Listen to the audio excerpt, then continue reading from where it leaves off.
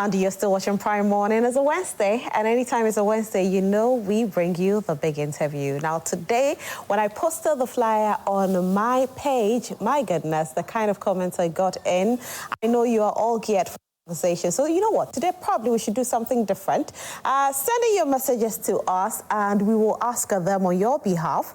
I don't know what messages you have, but the good thing is that this man is celebrating his birthday today, and so I get to sing happy birthday for him today.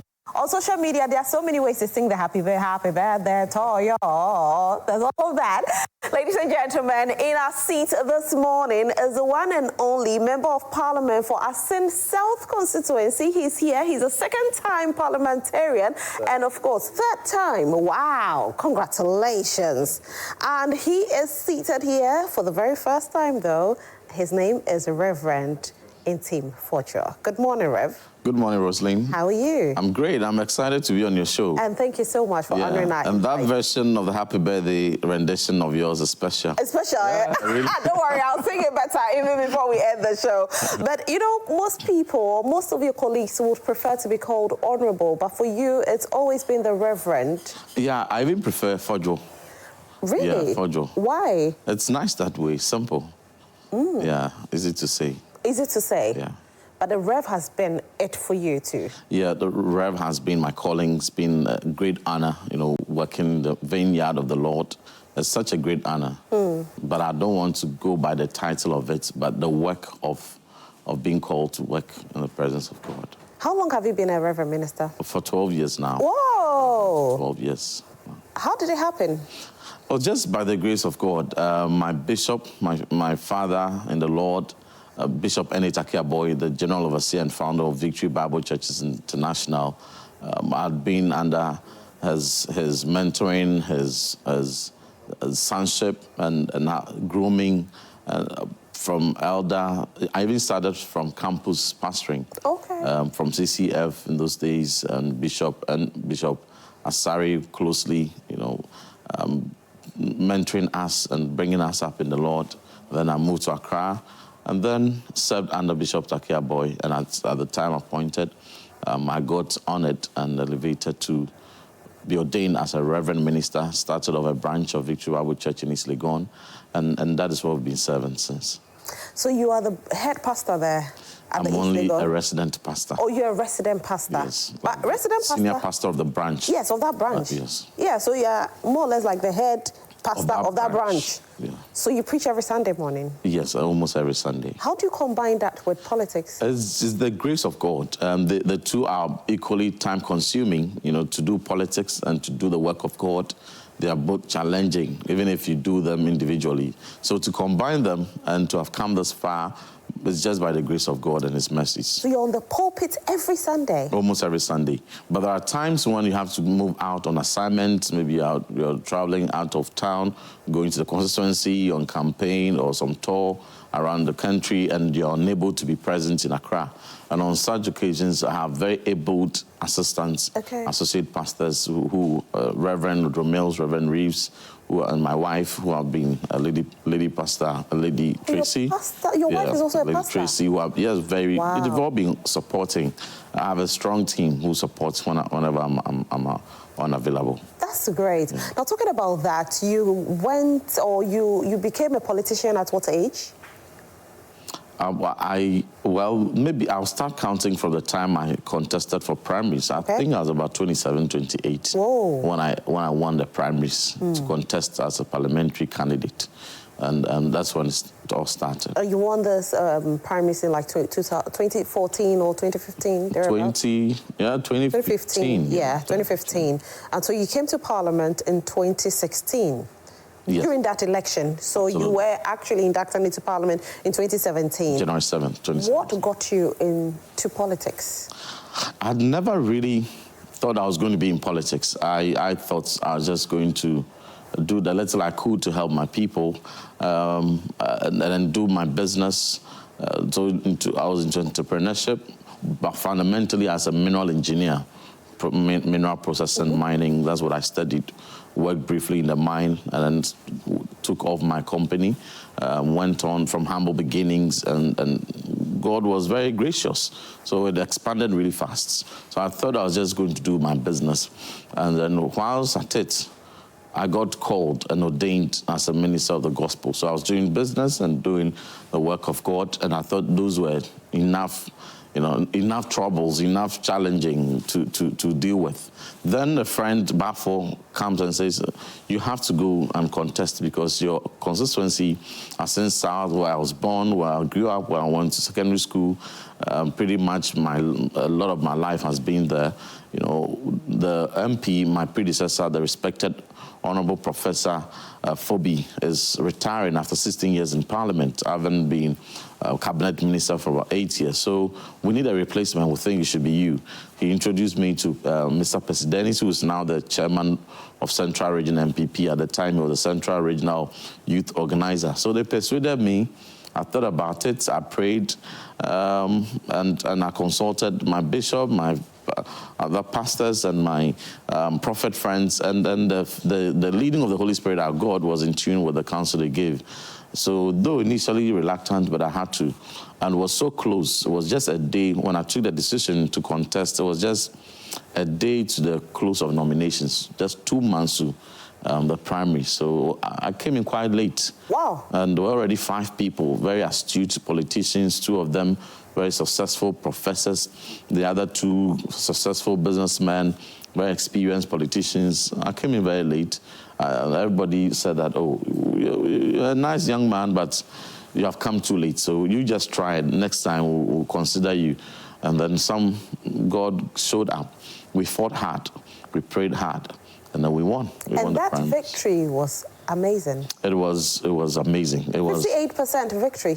It was over 58%. Not the primaries, the main election. Oh yeah, the main election was amazing. It was quite fulfilling. We worked really hard because I was contesting a very beautiful lady, a woman very experienced, an incumbent DC who had twice contested my predecessor, closed the gap to about 1,600. Very popular. And here was that young man come on the scene, and I said, no, I would rather widen the gap. I had a fantastic team. We worked day and night. We prayed hard. We worked hard. We got the youth, we got the old, we got the stakeholders on our side, and God on our side, and we won. We won with about 58%, about 7,600. Yes. Yeah, the vote difference. That's something else. That was a good one. How has politics been so far? The good. Let's talk about the good. It's been exciting all in all. You can't complain much. That's a call for taking upon ourselves to serve. It's been gratifying seeing the little differences you are able to make in the lives of your constituents.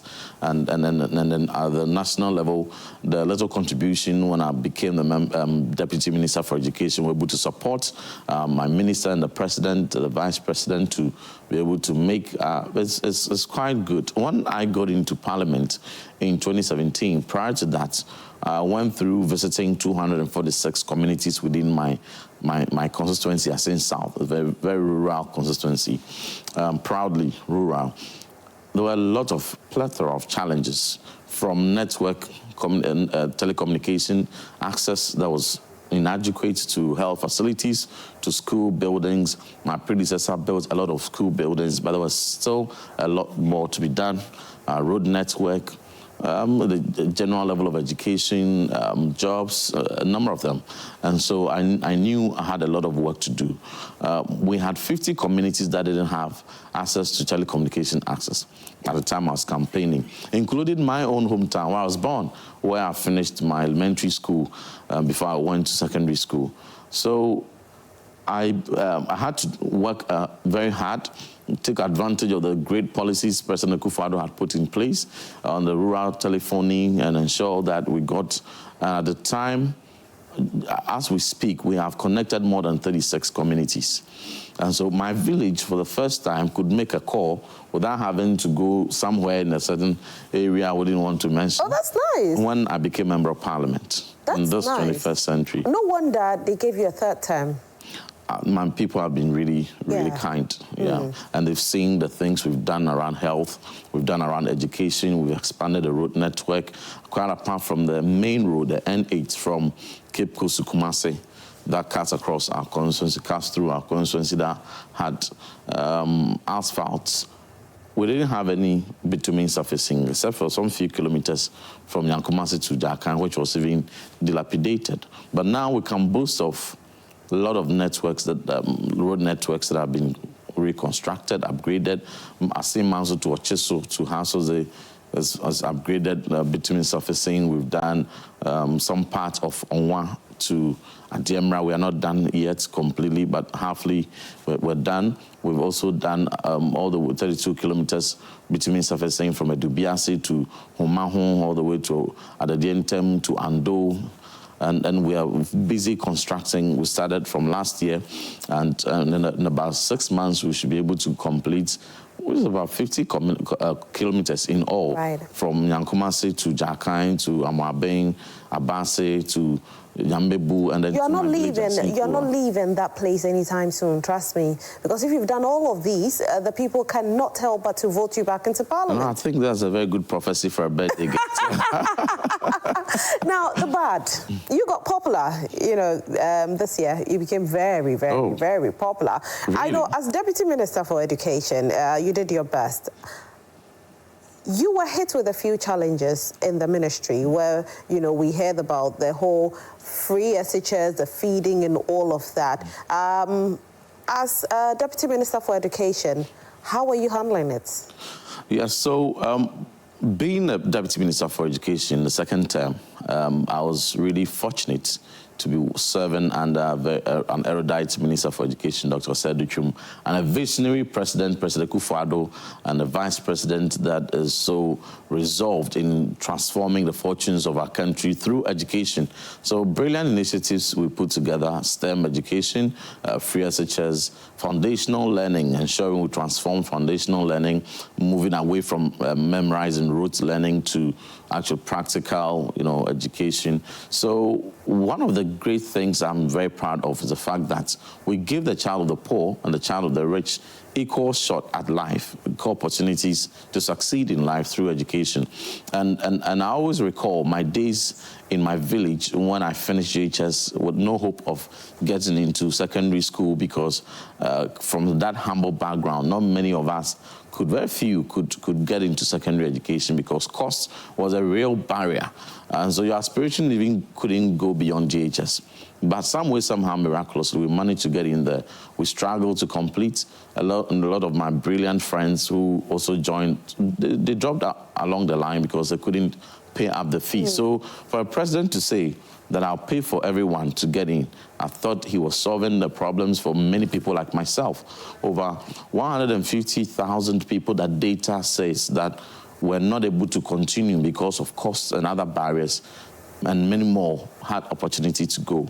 We were able to increase enrollment from 800,000 to 830,000 average to 1.5 million. One watching would say that, you know, of course, that is very commendable. But then, you know, same Ghanaians turned and said the free SHS was not working. There were certain things that had to be done. Do you think at that point, for you as the Deputy Minister for Education, you should have taken your time, realized some of the things that you could have done better before implementing it? No, I concede to say that, yes, we did our best in terms of free SHS implementation. But of course, you also have to agree with those who would point you out and say, you did fantastic here and this aspect of free SHS, but in one or two aspects of free SHS implementation, you could have done it better. Which one do you think you could have done better? And one of those had been, you know, very prompt remittances to the schools.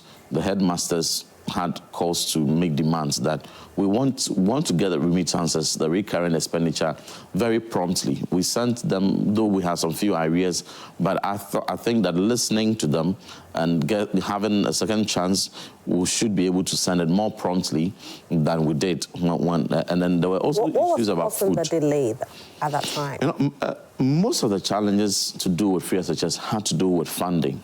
I mean, it's a huge burden on the national purse. But here you are with a president who says, look, whatever it takes, we need to make sure that education is prioritized, even when COVID hits, even when the Russian invasion of Ukraine, brought additional hardships on every country, where we needed to cut down costs on many sectors. The president was resolved. He was clear in his mind. He wouldn't touch free SHS. He would not reduce the budgetary allocation. So no matter the challenges, even the modest resources of the state. So it's like having a parent that says, look, I don't have much, but if I have to sacrifice everything and squeeze a little I have for my kids to go to school, I'll prioritize that. And that is the leadership we had. So we had to squeeze through the modest resources. So we didn't have the luxury of being able to promptly have resources at all times to respond to the needs. But we did the best of our ability. And then we had our Which friends. cost you, right? It cost you. Oh, yes, a lot, quite a bit. Well, some 2.3, 2.5 billion. No, I mean, it cost you the seats. Not the seat of precedence. Our defeat is attributed to a number of factors.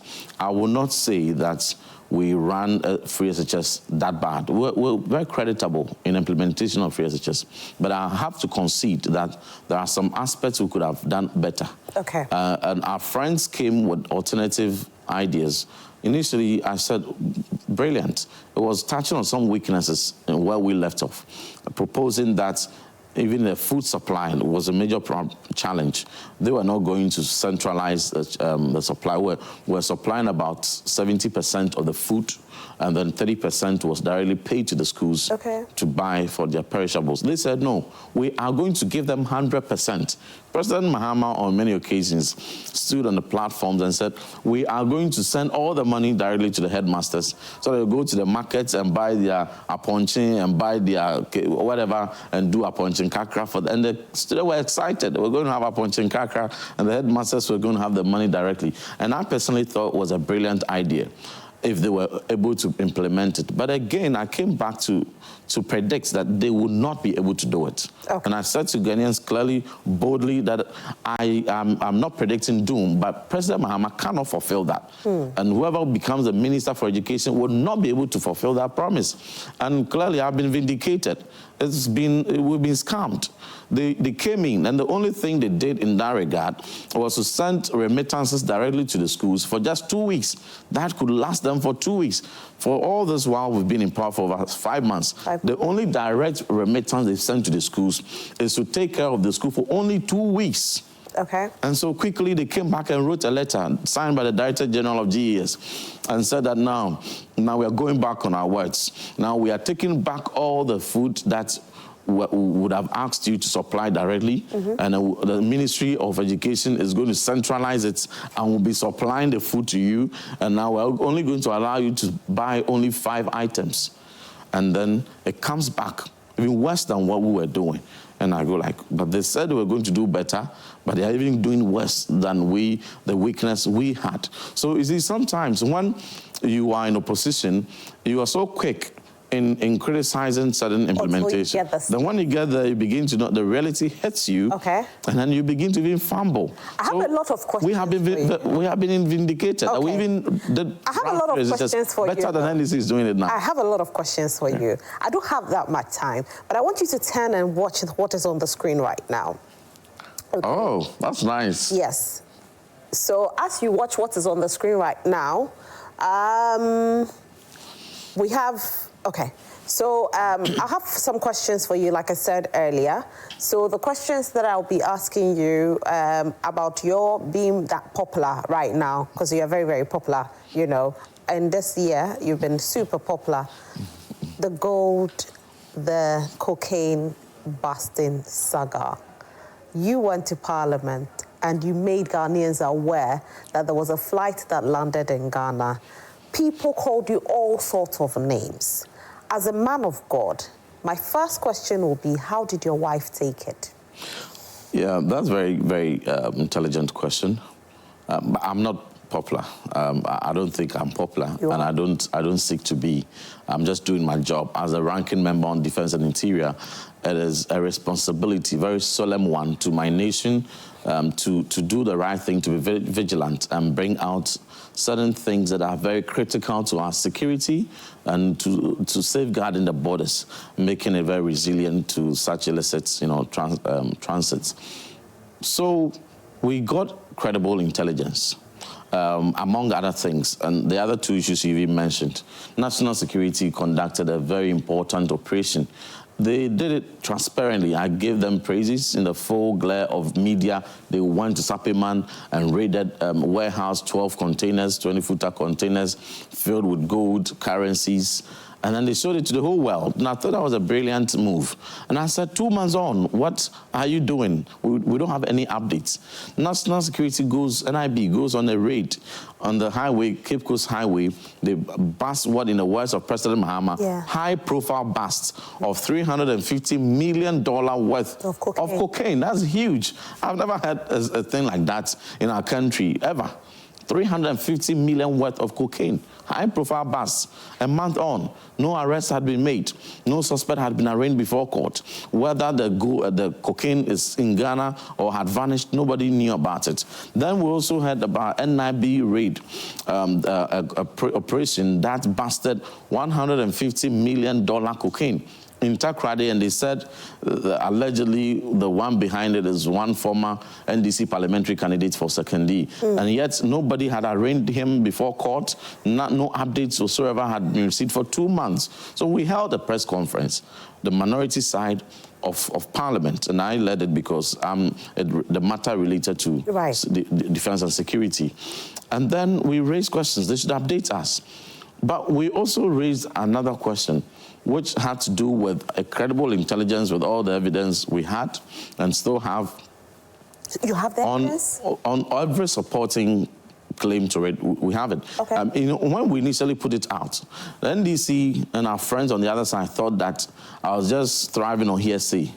Then they approached the whole thing very bizarre, very wrongly. And then when I came out to just bring a little bit of what I have, disputing everything the government spokesperson, Kwachu Fosu, the falsehood he put out, then they sat back and said, no, we have to be careful about this. We put out, all we said in our press conference relating to that was that credible intelligence available to the caucus indicates that on so and so dates, 2 flights from Gran Canaria arrived in Ghana, air ambulance. They didn't come with any patient, they didn't go back with any patient. And we have record of where they went from here to Luanda, all the Lanseria, and all the cocaine hotspots and everything they did, came back and then took off. Another Kavok Air also came. And contrary to what we thought they would have brought patient or taken patient and wasn't so, there were also some very suspicious movements. And the suspicion is pointing towards cocaine and cash. So investigation should be done to unravel what really happened, what they brought. If it's not contraband goods or it is. Let me ask this, just like people were asking in their homes. Did you have evidence of what was in the flights? You know, see, if we didn't have that credible evidence, credible intelligence, and the basis for what we said, we would not even bring it out for the relevant authorities to investigate at all. When people brought up the credible intelligence, which led the NIB to conducting the raids in Sapiman, in conducting the raid in Takrady and Cape Coast that busted the one together half a billion dollar worth of gold, of cocaine. How did they bring pictures and videos of the cocaine in the containers on the highway and brought it to NIB, and they went, or they brought samples of, bags of cocaine, took it to NIB and said, there's a sample of the cocaine that is being carried, and I've brought you a sample, go and nib it in the bud. So they know how credible intelligence, what constitutes credible intelligence, and the associated or accompanying basis. Everybody in intelligence knows what that means. And so when we put it out there, the president quickly reacted, and I was excited. I said, wow, the president takes this seriously, and actually directed 4 agencies, NACOC, Police CID, NIB, and National Security, to conduct very thorough, transparent investigation and collaborate with me.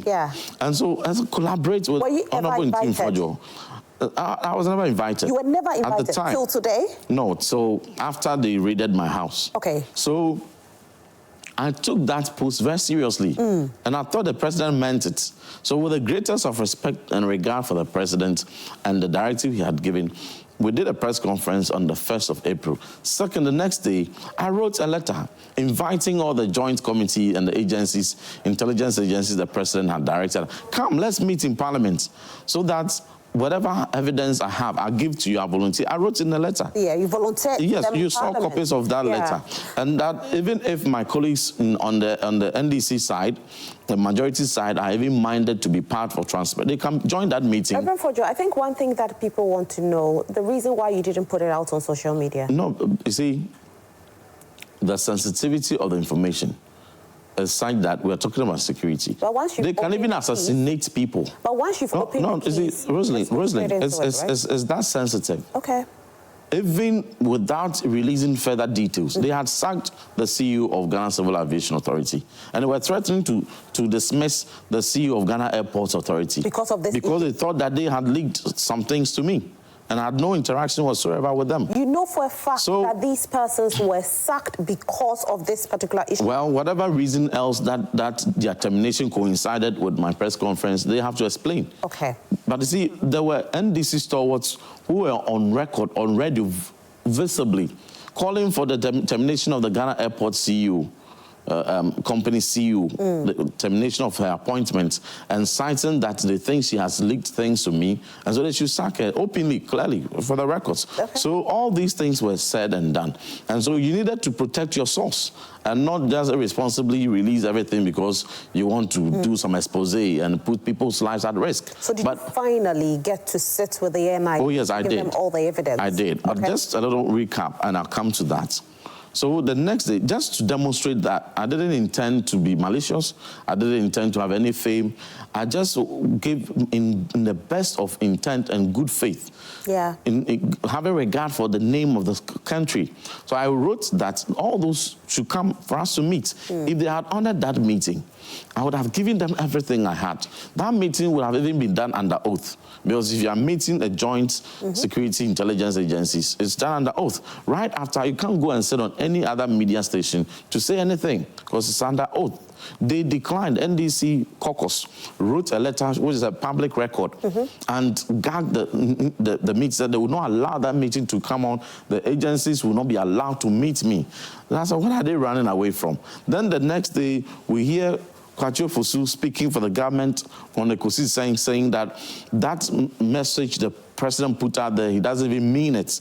He speaks on the authority of the president. He knows for sure the president didn't even mean it. They just want to make an example out of me. And Obi asked him, what example are you going to make out of a member of parliament who has put out something? President says investigations even on up to now. No committee was even put together. Then he goes ahead to put up some video.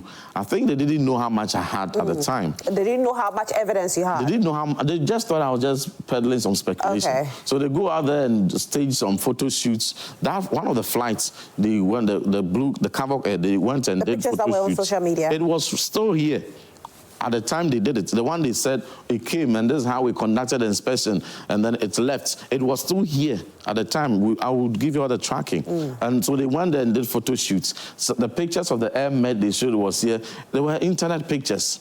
And so all that he did. And then said that... At that time you didn't come out to let us know that... And then I did. I went on Good Evening Ghana, did a fantastic exposition with Paul Admotre and the live tracking like us were in the studio. We go on the screen and then we do live tracking for your audience to be carried along. You will see when the plane came, when it landed, where it went, and all that. Then you see some of the planes. He said it came here and developed faults for which another had to come, the Kavok, to come and evacuate it.